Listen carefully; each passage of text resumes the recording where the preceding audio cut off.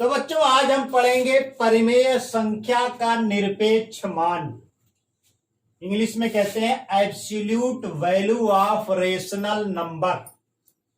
किसी परिमेय संख्या यक्स के निरपेक्ष मान को यक्स के दोनों तरफ देखिए खड़ी लाइन खींचा गया है, इससे निरूपित किया जाता है। परिमेय संख्या का निरपेक्ष मान उसका संख्यात्मक मान होता है।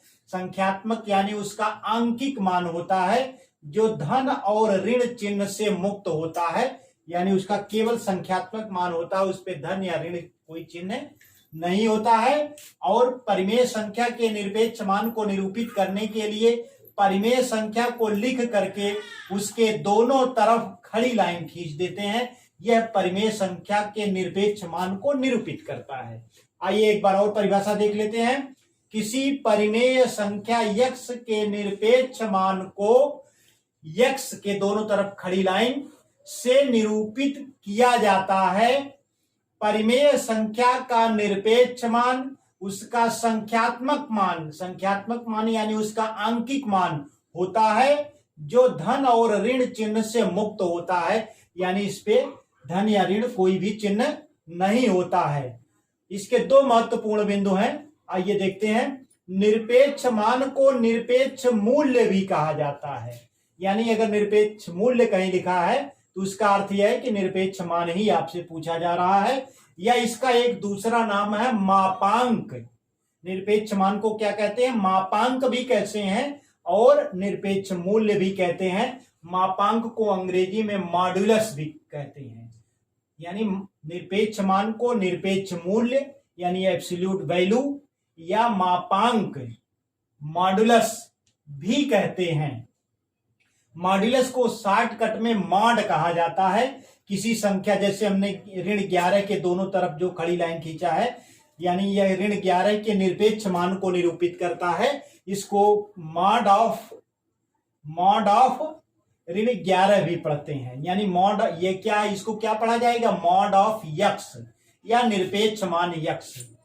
और दूसरा महत्वपूर्ण बिंदु इसका है कि शून्य का निरपेक्ष मान शून्य होता है, यानी शून्य का निरपेक्ष मान यदि हम निकालेंगे तो वह शून्य ही हमें प्राप्त होगा।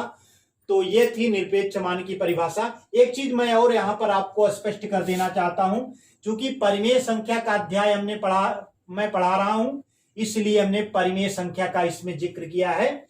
परिमेय संख्या, किसी परिमेय संख्या में क्या होता है? पूर्णांक होता है, पूर्ण संख्याएं होती हैं और आपकी सभी भिन्न परिमेय संख्याएं में होती हैं।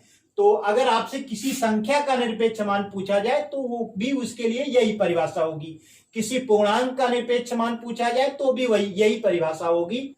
और भिन्न का निरपेक्ष मान पूछा जा रहा है तो भी यही परिभाषा उस पर लागू होती है। तो आइए देखते हैं, कुछ उदाहरण के जरिए इसको और भी स्पष्ट समझने की कोशिश करते हैं। पहला उदाहरण है ऋण 11, दोनों तरफ देखिए खड़ी लाइन खींची गई है, यानी ऋण 11 का निरपेक्ष मान इसे पढ़ेंगे, या मॉड ऑफ -11, मॉड ऑफ -11 कहिए, या निरपेक्ष मान ऋण 11 का निरपेक्ष मान कहिए। दोनों तरीके से इसको पढ़ा जा सकता है। तो इसका मान क्या हो जाएगा? 11 हो जाएगा। क्यों 11 हो जाएगा? क्योंकि हमारी परिभाषा ये कहती है कि जो निरपेक्ष मान होता है वह धन और ऋण चिन्ह से मुक्त होता है, यानी इस ऋण चिन्ह को आप हटा देंगे। इसका संख्यात्मक मान जो है 11 है, यही जो है इसका निरपेक्ष मान होगा। धन 15 का निरपेक्ष मान आपका 15 हो जाएगा, यानी धन 15 का जो आंकिक मान है 15 है, तो यही इसका निरपेक्ष मान होगा। तीसरा उदाहरण आपका ऋण 2/3, ऋण 2/3, दोनों तरफ देखिए खड़ी लाइन खींची गई है, यानी ऋण 2/3 का निरपेक्ष मान हमें निकालना है, यानी मॉड ऑफ -2/3 आपको निकालना है।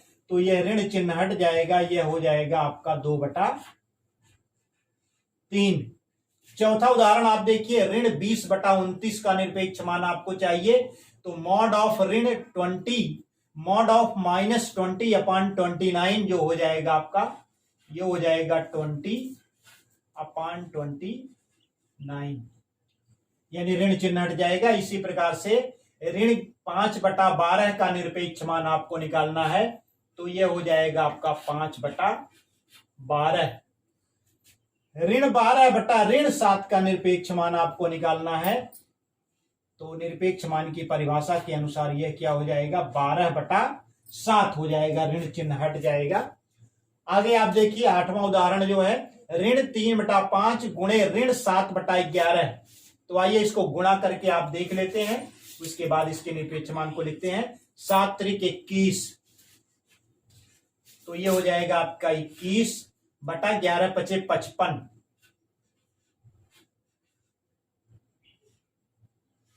यानी निरपेक्ष मान ऋण 3/5 गुणे ऋण 7/11 का निरपेक्ष मान जो होगा, इसको गुणा करने पे हमें प्राप्त हो गया, ये ऋण ऋण का गुणनफल जो हो जाएगा धन हो जाएगा, ऋण 21/55, और इसका निरपेक्ष मान जो हो जाएगा ऋण 21/55। आइए अगला उदाहरण देखते हैं। 8वां उदाहरण हमारा है, निरपेक्ष मान ऋण छोटे ब्रैकेट में 3/7 है। अब जब इसको आप ब्रैकेट खोलेंगे तो बाहर भी ऋण है और अंदर भी ऋण है, तो ये धन हो जाएगा, यानी 3/7 हो जाएगा आपका। तो 3/7 का निरपेक्ष मान जो हो जाएगा 3/7 होगा। आइए अगला उदाहरण देखते हैं। निरपेक्ष मान 0 या मॉड ऑफ 0 पढ़िए या निरपेक्ष मान 0 का निरपेक्ष मान पढ़िए, दोनों बातें एक हैं। तो 0 का निरपेक्ष मान हमने यही आपको बताया था, 0 का निरपेक्ष मान 0 होता है, तो आप 0 लिख दीजिए। और 10वां और आखिरी उदाहरण है, मॉड ऑफ -5, या हिंदी में इसे पढ़ें निरपेक्ष मान ऋण 5 का निरपेक्ष मान जो हो जाएगा आपका, ऋण चिन्ह हट जाएगा, ये कितना हो जाएगा, 5 हो जाएगा।